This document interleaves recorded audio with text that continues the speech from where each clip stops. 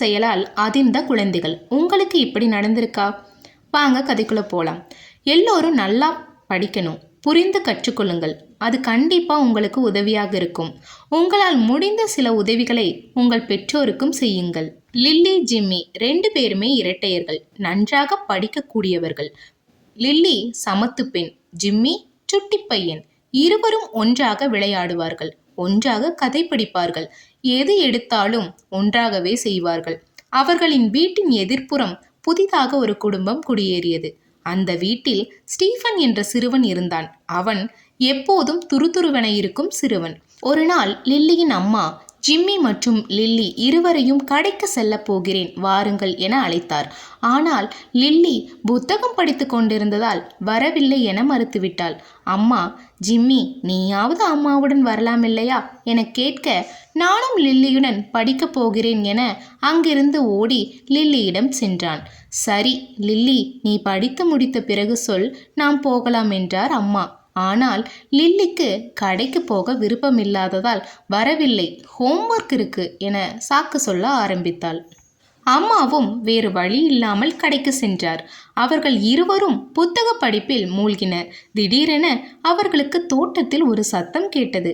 என்னடா அது என ஜன்னல் வழியாக எட்டி பார்க்க அவர்களின் சைக்கிளை யாரோ ஒரு பையன் ஓட்டுவதை கண்டார்கள். இது அவன்தான் என வேகமாக தோட்டத்தை பார்த்து ஓடினார்கள். பார்த்தால் வாசலில் அம்மா.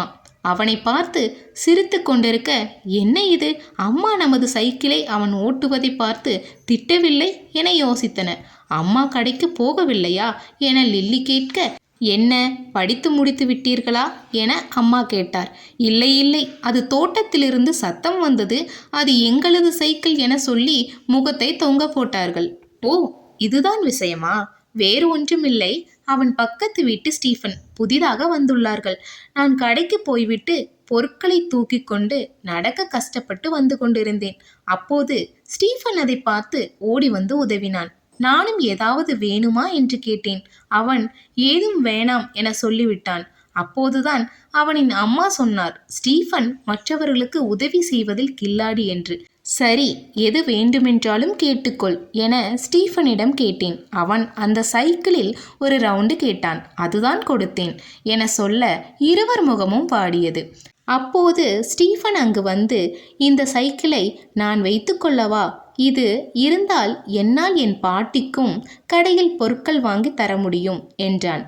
அம்மா சரி என தலையை ஆட்ட முற்படுவதற்குள் லில்லி மற்றும் ஜிம்மி சட்டென ஒரே குரலில் முடியாது என்றனர்.